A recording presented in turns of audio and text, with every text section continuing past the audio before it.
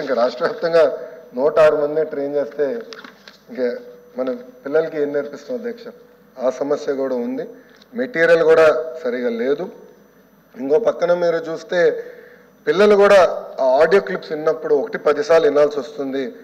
వాళ్ళు కూడా ఆ యాక్సెంట్ అర్థం ఒక పిల్లలు కూడా ఒక పక్కన ఇబ్బంది పడుతున్నారు.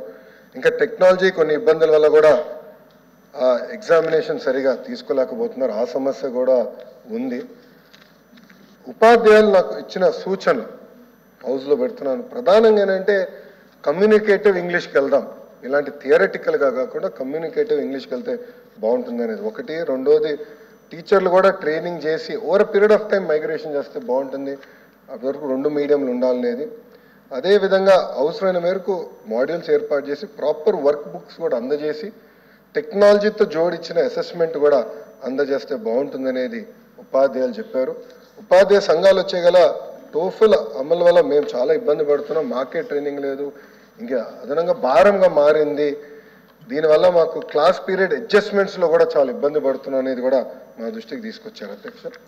ఇది నేను పెద్దలు చెప్పినట్లు ఇంత ముందరనే నేను సమాధానం ఇచ్చినట్టు నేను ఇది మొత్తం సమీక్ష చేస్తున్నాను అధ్యక్ష.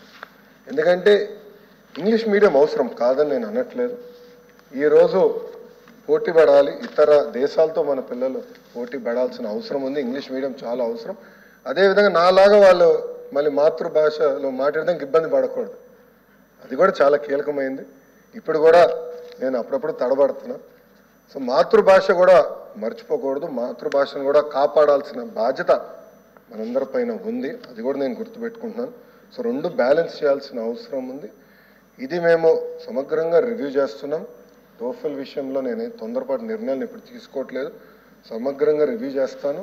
గతంలో చెప్పినట్లు 100 రోజుల్లో నేను యాక్షన్ ప్లాన్ తయారు చేస్తున్నా. ఉపాధ్యాయులతో మాడతా, సంఘాలతో మాడతా, ఎమ్మెల్సీలతో మాడతా. ఎందుకంటే గతంలో నేను కూడా హౌస్ మెంబర్ని. సో నేను కూడా మీ అందరితో చర్చిస్తాను. ఓపెన్గా మీ ఫీడ్బ్యాక్ తీసుకున్న తర్వాత ఎలా ముందరికెళ్ళనేది నేను నిర్ణయం తీసుకుంటా. కానీ పెద్దలు అన్నట్టు హరిప్రసాద్ గారు ఇప్పుడే చెప్పారు, ఇదేదో ఒక సంస్థకి ఇచ్చేశారు, ఆ సంస్థ ద్వారా నడిపిస్తున్నారు, దాంట్లో డబ్బులు బాగా ఖర్చు అవుతుందని కూడా చెప్తాం జరిగింది. అధ్యక్ష, ఇప్పుడు టెక్నాలజీ వచ్చింది, ఏఐ టెక్నాలజీ వచ్చింది, లేటెస్ట్ యాప్స్ చౌకగా తయారు చేసిన అవకాశం ఈరోజు ఆ టెక్నాలజీ ద్వారా మనకు ఉంది. తప్పనిసరిగా నేటివ్ టెక్నాలజీ వాడతాం, యాప్స్ క్రియేట్ చేస్తాం. మనకు కావాల్సిన language skills, communicative English skills ఎట్లా చేయాలి దానిపైన ఆల్రెడీ మేము రివ్యూ చేస్తున్నాం. ఇన్ఫ్యాక్ట్ ఈరోజు 2ంటికి ఆ ఏజెన్సీ అంటే నాన్ ప్రాఫిట్ ఆర్గనైజేషన్ 2ంటికి వస్తున్నారు అధికారులు కలిసేదానికి, ప్రజెంటేషన్ చేసేదానికి. వాళ్ళతో నేను ఆల్మోస్ట్ 3 గంటలు కూర్చున్న గతంలో రివ్యూ చేశాను యూపీ మోడల్. తప్పనిసరిగా అది సమీక్ష చేస్తాం, వివరాలని హౌస్లో పెడతాం. మీరు ఫీడ్బ్యాక్ ఇవ్వండి యాక్షన్ ప్లాన్ పైన, తప్పనిసరిగా దాని ద్వారా నిర్ణయం తీసుకుంటాం. కానీ నేను ముఖ్యమంత్రి గారు కూడా చాలా స్పష్టంగా చెప్పారు, గత ప్రభుత్వం లాగా ఒక ప్రభుత్వం తీసుకున్న నిర్ణయాలు ఆవేశంగా మీరు రివర్స్ టెండరింగ్ పేరుతో రివర్స్ గేర్ వేయొద్దండి, ఇవాల్యుయేట్ చేయండి, ఏ నిర్ణయమైనా ఇవాల్యుయేట్ చేయండి అని చెప్పారు.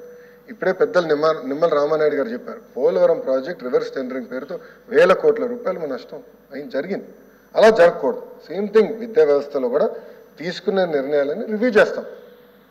మంచి నిర్ణయాలు ఉంటే అమలు చేసేదానికి ముఖ్యమంత్రి గారు ఆదేశాలు జారీ చేశారు. సో మీరు మెరిట్ మీద ఇవాల్యుయేట్ చేయండి, దాని తర్వాత నిర్ణయం తీసుకుని చెప్పారు. ఇప్పుడే 7 వస్తే కరెక్ట్గా నెల అయింది, కొంచెం టైం పడుతుంది. పెద్ద శాఖ, KG to PG skill development కూడా నా కిందనే ఉంది. చాలా పెద్ద శాఖ, రివ్యూ చేస్తున్నా. పకడ్బందీగా అమలు చేయాల్సిన అవసరం ఉంది. ఆ యాక్షన్ ప్లాన్ మీ ముందర పెడతా, మీరు ఫీడ్బ్యాక్ ఇవ్వండి, తర్వాత ప్రజల ముందర పెడతా, వాళ్ళు ఇచ్చే ఫీడ్బ్యాక్ మేరకు ముందరికి వెళ్తాం. Thank you.